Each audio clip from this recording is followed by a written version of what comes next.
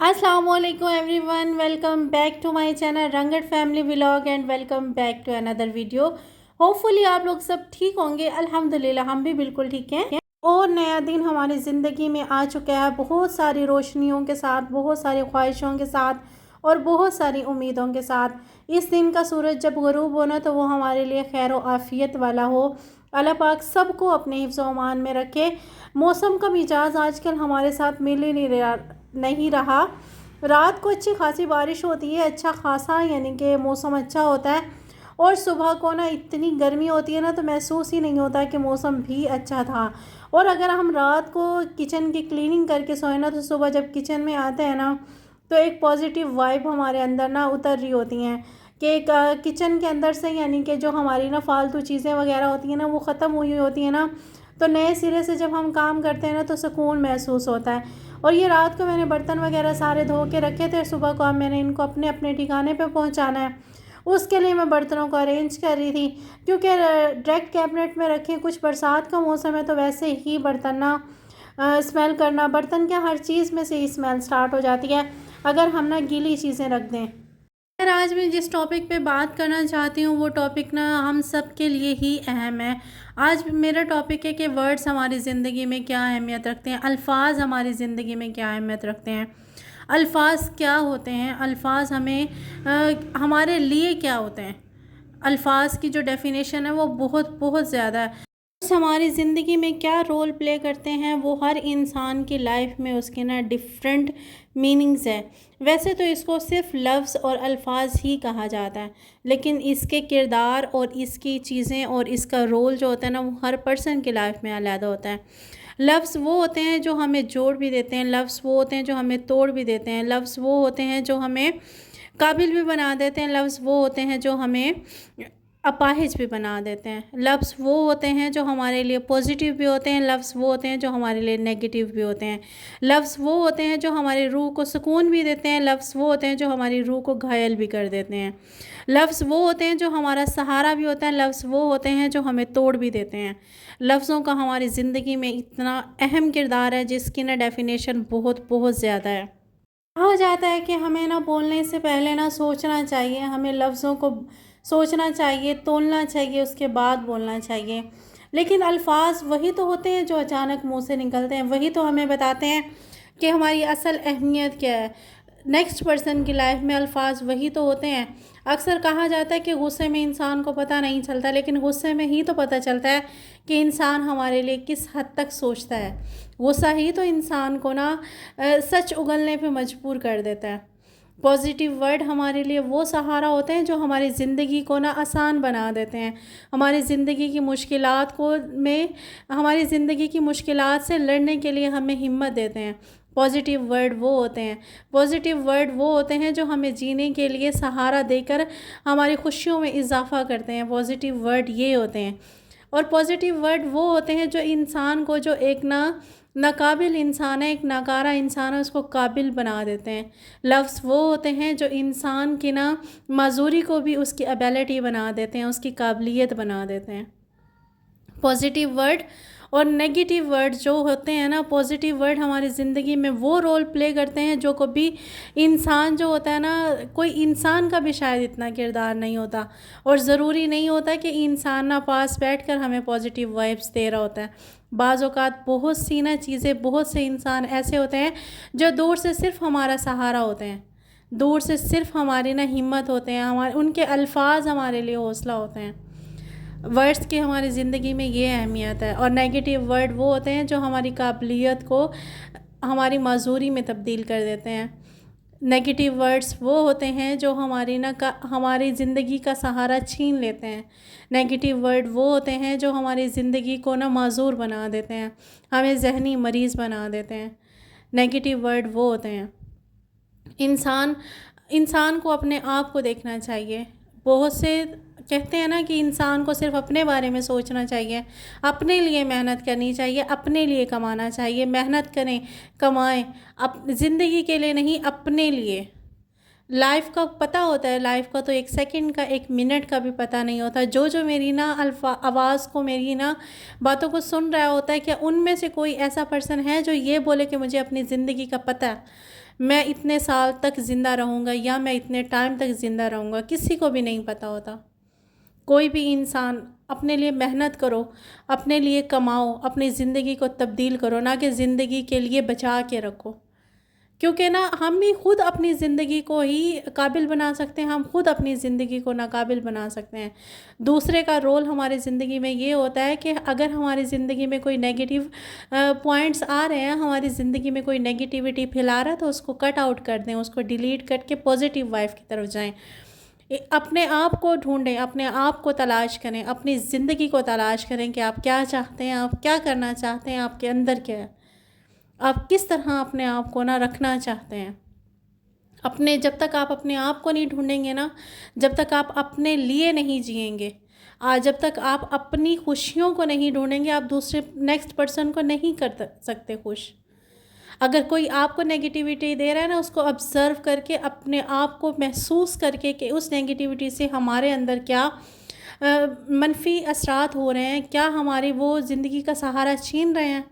तो उन चीज़ों को, लफ्ज़ों को ऑब्ज़र्व करके जब हम किसी को, नेक्स्ट पर्सन को दे रहे होते हैं, तो हम पॉजिटिव वाइब दें, पॉजिटिव वर्डिंग दें, पॉजिटिव अल्फाज दें, जिससे ना नेक्स्ट पर्सन को हिम्मत मिले, नेक्स्ट पर्सन को हौसला मिले।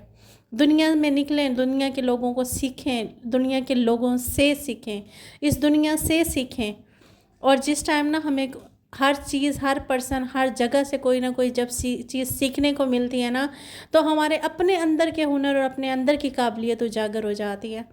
हमारे अंदर हमें पता चलता है कि हमारे अंदर क्या काबिलियत है। अपनी ना काबिलियत को उजागर करें। लोग सिर्फ़ आपकी ना डिसेबिलिटी को देखते हैं, आपकी मजूरी को देखते हैं, आपके अंदर गलत क्या है वो सिर्फ़ वो देखते हैं। आपके अंदर अच्छा क्या है, आपके अंदर काबिलियत क्या है, वो सिर्फ़ आप खुद देख सकते हैं। अपने आप को पहचानें, अपने आप को देखें। अगर आपकी लाइफ में कोई पॉजिटिव पर्सन है जो आपके लिए सहारा है, तो उस पॉजिटिव पर्सन को किसी भी तरह से अपनी ज़िंदगी से जाने ना दें। वो पॉजिटिव पर्सन आपका वो सहारा है, वो आपकी वो लाइफ का पार्ट है जिसको आप पूरी ज़िंदगी ना सोच के खुश होते रहेंगे। पॉजिटिव वर्ड्स वो होते हैं जिसको आप अकेले में बैठ के भी खुश हो रहे होते हैं।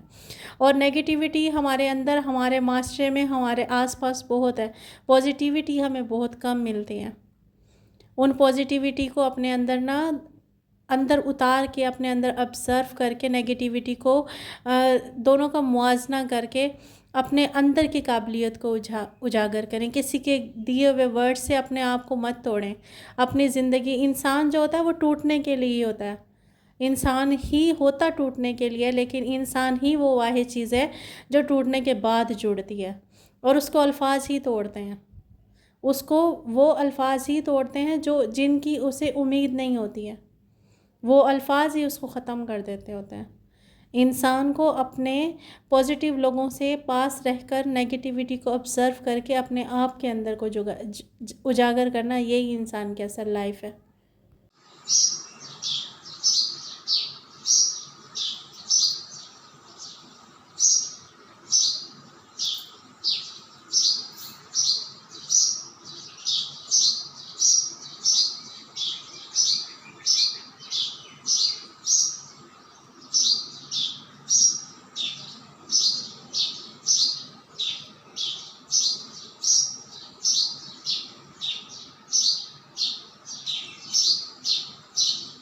खैर, आज मैं बना रही थी आलू पालक, और इतनी कोई ज़बरदस्त ये रेसिपी बनती है ना, इतना ज़बरदस्त सालन बनता है ना कि तारीफ़ें आप इसकी जितनी करो ना उतनी ही कम है।